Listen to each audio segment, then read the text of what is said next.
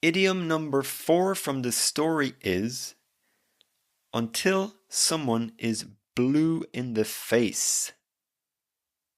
We can see in the image this man is very blue in the face and he looks a little bit tired, a little bit exhausted, a little bit frustrated.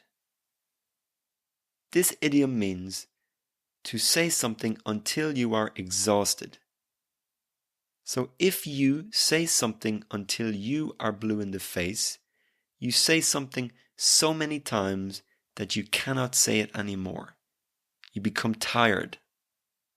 The idea with this idiom is if you say something until you are blue in the face, you have no more oxygen in your body, so you become blue.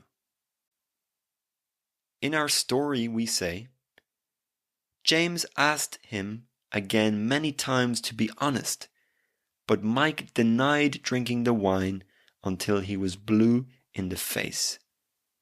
This means that Mike said he did not drink the wine so many times that he became exhausted, or so many times that he couldn't say it anymore. It means that Mike really insisted that he did not drink the wine. Let's look at another real-life example. The teacher told the students to be quiet until she was blue in the face, but they didn't listen.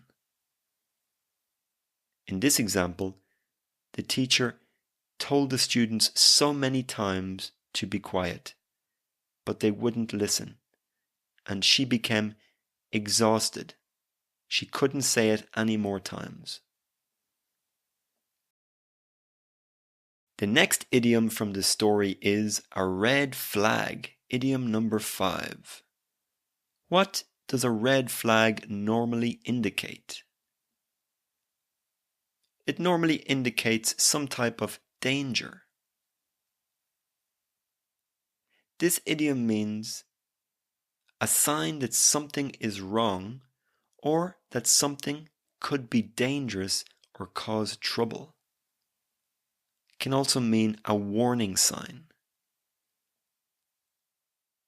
In our story, we say, the missing wine was a red flag, but James thought maybe he had made a mistake, and so he decided to believe his brother. So the missing wine was a red flag.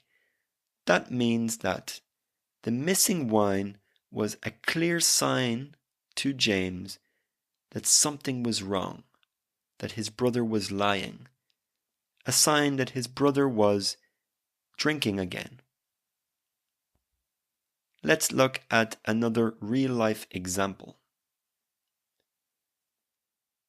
The cheap rent of the apartment should have been a red flag. After we moved in, we discovered that there were rats in the ceiling. So in this example, the cheap rent should have been a red flag.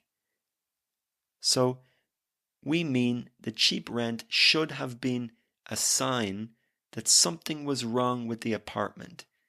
It should have been a warning sign that the cheap rent meant there was a problem with the apartment.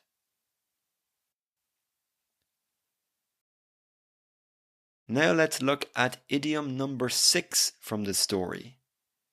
To be caught red-handed.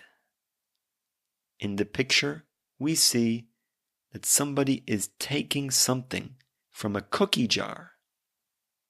So this idiom means to be caught in the middle of doing something bad, or to be caught doing something you are not supposed to do. So the sentence from our story is, he caught Mike red-handed with the wine and a bottle of vodka. This means that he caught Mike holding or drinking the wine and the vodka. Mike was not supposed to be drinking, and James caught him in the middle of drinking. So we say, he caught Mike red-handed. Let's look at another real-life example. Every week, Mary steals food from the supermarket. Last week, the security guard stopped her and asked her to open her bag, and she was caught red-handed. So the security guard opened her bag and saw that she was stealing food. She was caught in the middle of stealing food. So we say, she was caught red-handed.